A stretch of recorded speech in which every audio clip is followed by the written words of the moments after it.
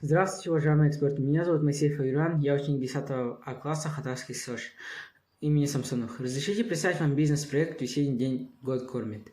Целью настоящего проекта является организация услуг населению силами школьников и студентов в свободное время путем выращивания и продажи рассады овощных и цветочных культур.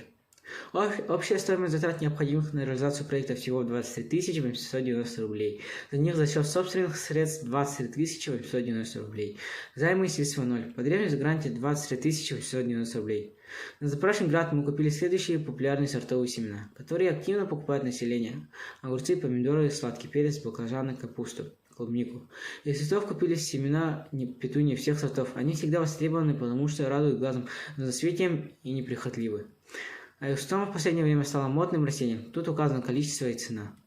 Для выращивания рассады еще нужны грунт, дерн, 1 кузов перегной, 1 кузов горшки для растения, полотна для рассады, фитосветильники для растений и лед рассады.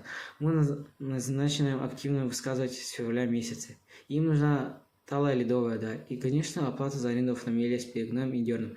И всего это стоит 20 890 рублей. В следующих слайдах вы видите планируемые показатели доходов за 2019, 2020 и 2021 годы.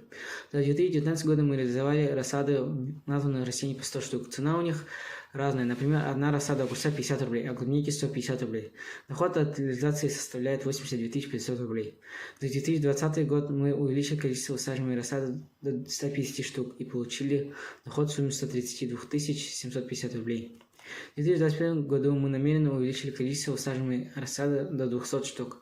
Планируем доход в сумме 132 750 рублей.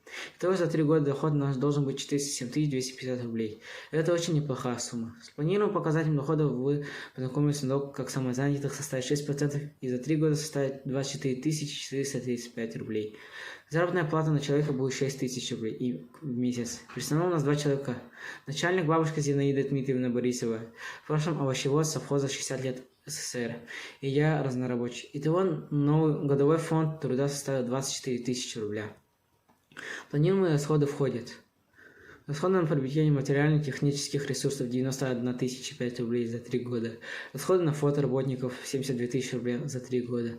Налоги и сборы, куда входят взносы на внебюджетные фонды, налог на доход УСН, налог на доход физических лиц 53 271 рубль. Транспортные расходы 11 250 рублей. Итого 227 526 рублей.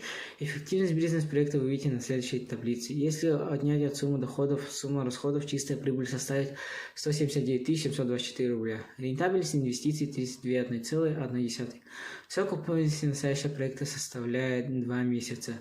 Период возврата займов в виде налоговых платежей в бюджет Республики Саха-Якутия 4 года. Таким образом, выращивание и продажа рассады – прибыльное дело. Я призываю заняться этим делом, так как считаю, что всякий труд облагораживает человека. Спасибо за внимание.